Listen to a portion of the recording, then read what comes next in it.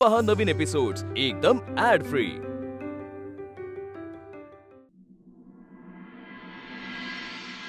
Guest house. हा guest house वर आपल्या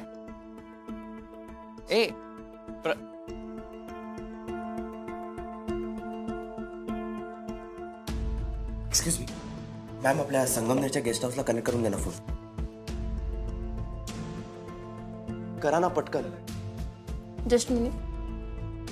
हॅलो. हां कुलकर्णी काका, मी प्रभास बोलतोय.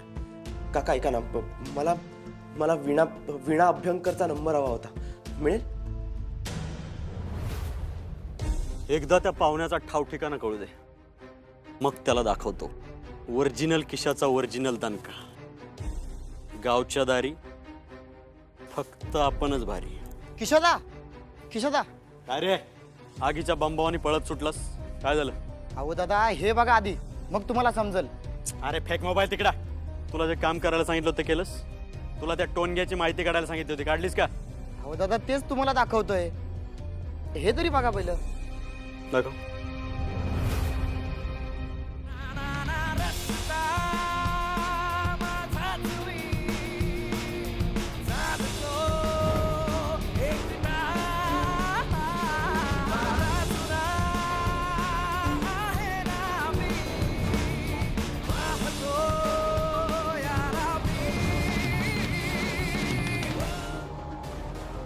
अरे हात तर. काय झालं दादा? अरे हात. अहो आज करणार आहे कार्यक्रम, पण आपण कधी करणार याचा कार्यक्रम? आपल्याला याचा कार्यक्रम करायची गरज नाही. याचा कार्यक्रम सासरे बुवा करणार. आपण फक्त गंमत बघायची. त्याने स्वतःची कबर स्वतःच खोदून ठेवली.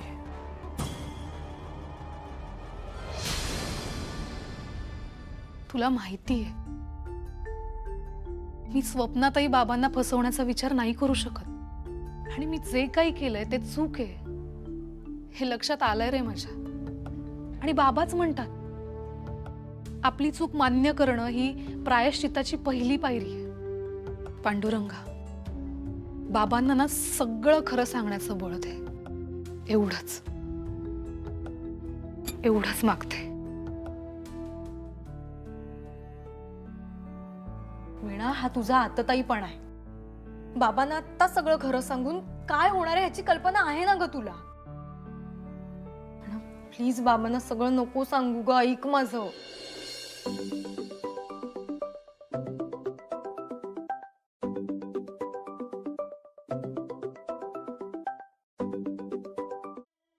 हॅलो. हॅलो. हां वीणा, मी प्रभास बोलतोय. हॅलो प्रभास, मी चिका बोलते. तू आणि आहेस कुठे? मी कधीपासून कॉल करते तुला, तू उचलत का नव्हतास? चिका, तुला सगळं सांगतो मी. हे बघ, मला आता काही कारणामुळे इथे ऑफिसमध्येच थांबावं लागतंय. हां, पण इथलं काम संपलं ना की मी लगेच संगमनेरला येतोय. पण प्लीज प्लीज चिका, तोपर्यंत सिच्युएशन हँडल कर. मी आलो ना की मी वीणाशी बोलतो. मी कन्व्हिन्स करेन तिला. बरं ठीक आहे, पण तू प्लीज लवकर ये. इथे परिस्थिती ना खूप टेन्शनवाली होत चालली. ही वीणा रे काहीच ऐकायला तयार नाहीये. तिने ठरवलंय आज बाबांना ना सगळं खरं सांगून टाकायचं. चिका चिका, काही झालं तरी तू त्या दोघांचं बोलणं होऊ देऊ नकोस प्लीज. हो ठीक आहे, पण तू प्लीज लवकर ये. येतो. चल बाय.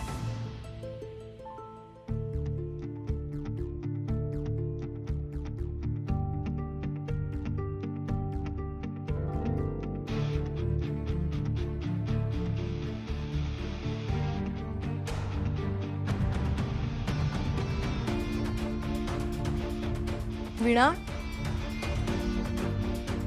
वीणा, वीणा.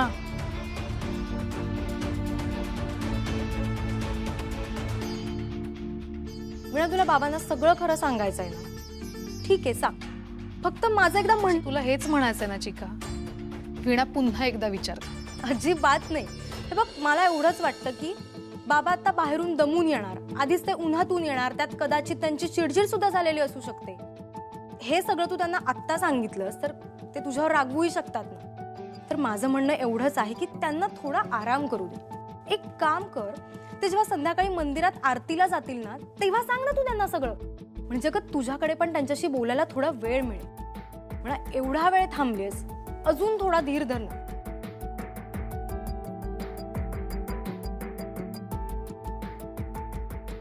नाही चिका, मला त्यांच्याशी आत्ताच बोलायला हवं. वीणा प्लीज. नाही नाही, मी अशी अपराधीपणाची भावना ठेवून त्यांच्या समोर आता नाही जाऊ शकत.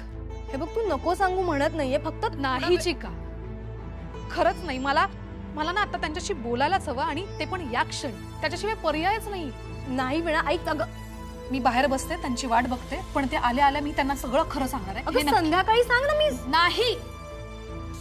वीणा, वीणा प्लीज ऐक ना माझं. अगं संध्याकाळपर्यंत वाट बघ. वीणा माझं ऐक अगं.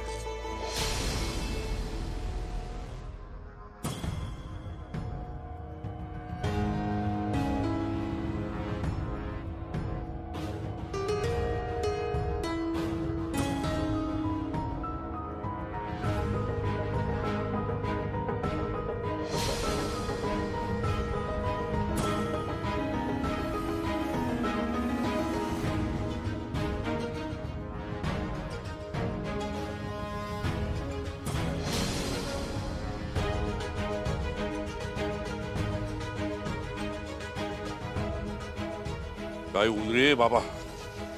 हा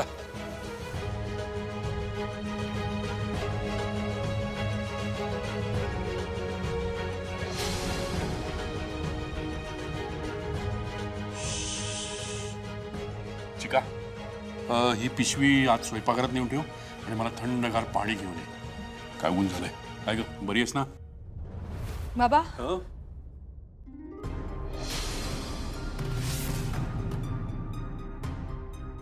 मला बोलायचंय तुमच्याशी.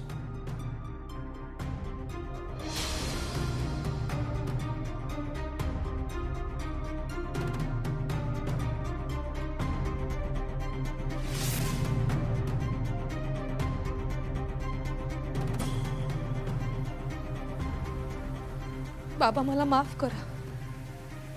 खरं तर गेल्या काही दिवसांपासून तुमच्याशी बोलायचं होतं, पण हिम्मतच नाही झाली.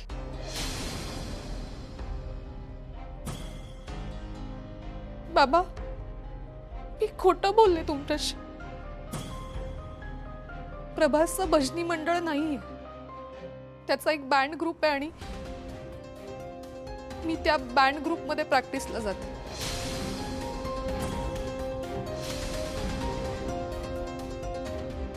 बाबा मी सांगते तुम्हाला. एक मिनिट. मला कळलं नाही ती काय म्हणाली. ते काय म्हणाली? प्रभासचं भजनी मंडळ नाहीये,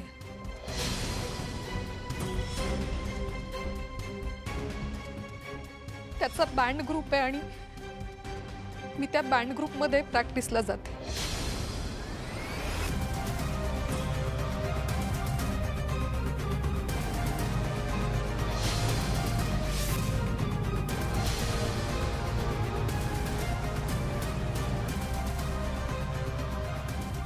बाबा,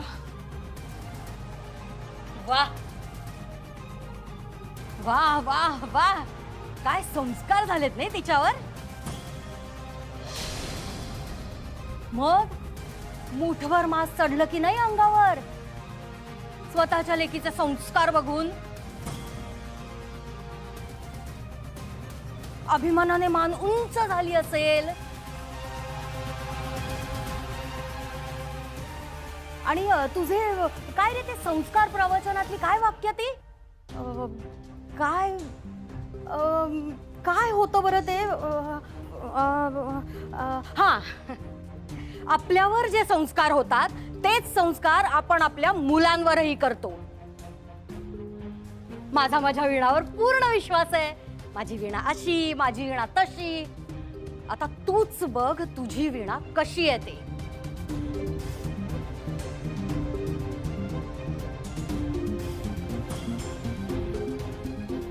काय झालं दादा? अरे बोल ना काहीतरी. का आता दातखिळ बसली? माझ्या उर्मिला बोलताना तू वाक्य उधळत होतास. आता कुठे गेले रे तुझे ते शब्द?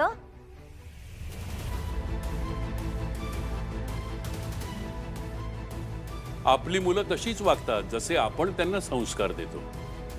20 वर्षापूर्वी जी खोटं बोलायची सवय होती ती अजूनही तशीच कायम आहे.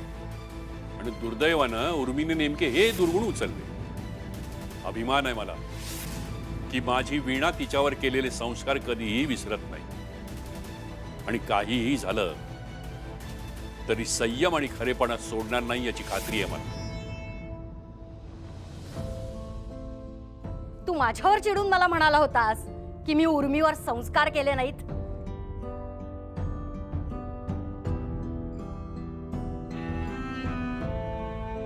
मग तू केलेस का हिच्यावर संस्कार? कसले? हे असे खोटं बोलायचे, फसवायचे. एकीकडे विठ्ठलाचा जप करायचा आणि दुसरीकडे धडधडीत खोटं बोलून स्वतःच्या बापाला आणि घरातल्यांना गंडवायचं. हे संस्कार केलेस का रे तू वीणावर?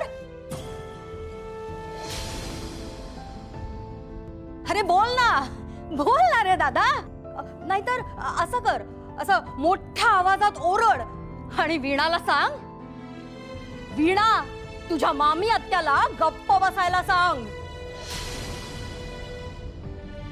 अरे बोल ना दादा, बोल. तुझे ते शब्द ऐकायला माझे कान आतुर झालेत रे. का आता यावेळीही माझंच चुकलं.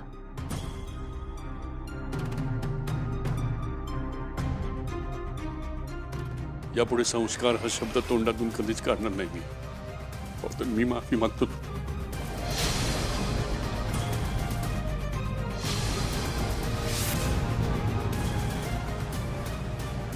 दादा, अरे मी लहान आहे रे तुझ्यापेक्षा. माझी कशाला माफी मागतोयस? आणि माझं सोड रे, माझ्या मिलीचं तर नशीबच फुटकं. पण तुझं काय रे? त्या वीणाच्या बाबतीत जो निर्णय घ्यायचा ना तो लवकरात लवकर घे, नाहीतर गोष्टी हाताबाहेर जातील. आणि हीच वीणा तुझ्या तोंडात शेण घालेल. असंही मला काय करायचंय रे? तू आणि तुझी ती संस्कारी लेक काय गोंधळ घालायचा तो घाला.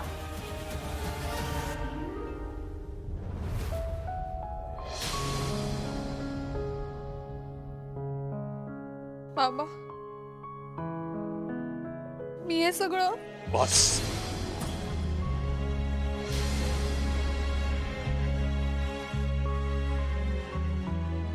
एवढा मोठा विश्वासघात करताना लाजही वाटली नाही तुला? अगं तू फक्त माझा नाही, तुझ्या सख्याचाही अपमान केलायस.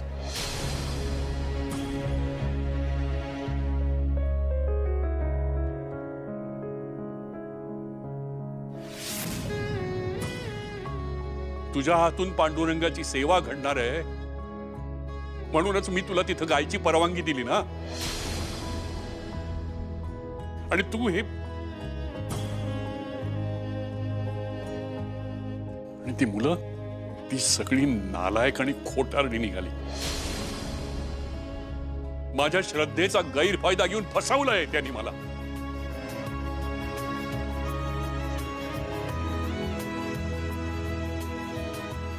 देव त्यांना कधीही माफ करणार नाही आणि तुला सुद्धा. एक वेळ देव माफ करेल. मी शेवटपर्यंत माफ करणार आहे तुला, माझ्या शेवटच्या श्वासापर्यंत.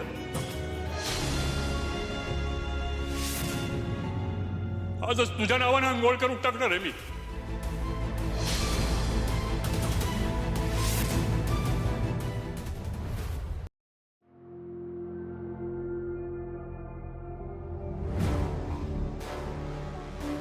ओ सासरे बुवा,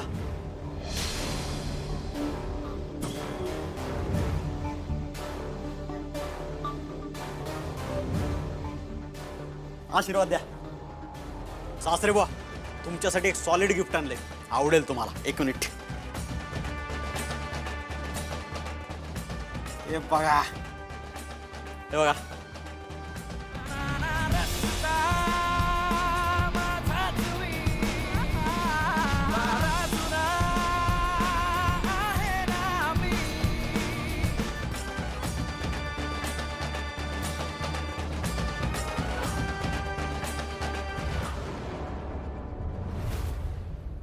हा आहे ना, इथं आधीच राडा झालेला दिसू राहिला. खरा गेला आधीच कळलं वाटतंय. चांगली हातची संधी हुकली राव.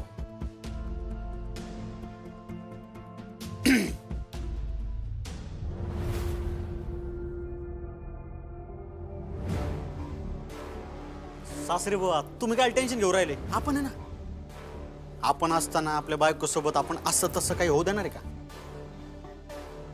सासरे बुवा तुम्हाला कधी गरज पडली ना केशा असा आवाज द्या.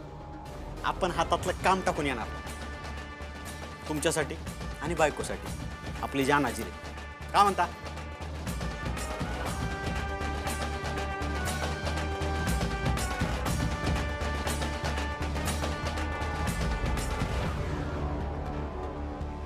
वातावरण लय तापलेलं दिसू राहिलं. थंड झालं की येतो आपण. काळजी घ्या. बाय बाय बायको. येतो.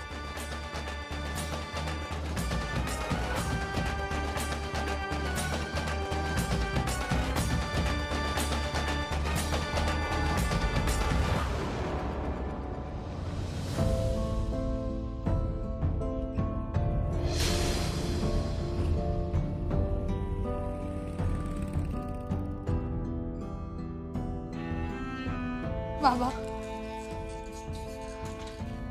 ऐका ना माझं. बाबा मी हे सगळं तुझ्या वागण्या बोलण्यासारखे तुझे अश्रू सुद्धा खोटे आहेत वीणा. आणि या खोट्या अश्रूंनी माझा राग शांत होईल या भ्रमात राहू नकोस. बाबा बाबा बाबा विणाच्या ह्याच्यात काहीच चूक नाहीये. ती बँड मध्ये जायला नाहीच म्हणत होती. माझाच हट्ट होता की तिने बँड मध्ये गावं. ती मला म्हणत पण होती की नको, पण मीच तिला म्हटलं. तू सुद्धा म्हणजे तू सुद्धा या सगळ्याला हातभार लावलायस? पांडुरंगा, अरे आज काय काय ऐकायला लागणार आहे मला. अगं आपली मैत्रीण जर चुकीच्या मार्गाने जायला लागली तर तिला त्यापासून अडवायचं सोडून तू स्वतःच्या हाताने तिला धरून त्या मार्गावरून घेऊन गेलीस. तुझ्यामुळे जर माझी मुलगी ही अशी वागली असेल ना आज माझ्याशी, तर मग ही असली मैत्रीच नको. चिन्मयी कामेरकर,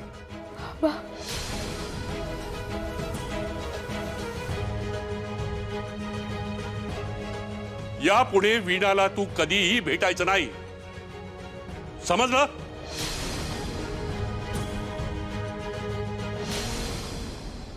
हो बाबा, पण बस.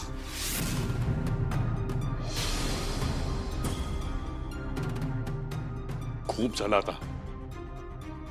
आणि तू आजपासून या घराचा उमराही ओलांडायचा नाहीस.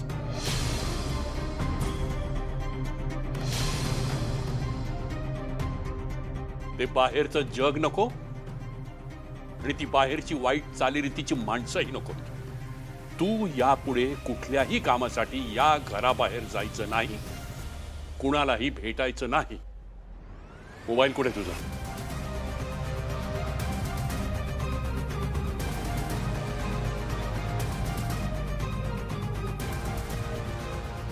बाबा बाबा मला माफ करा.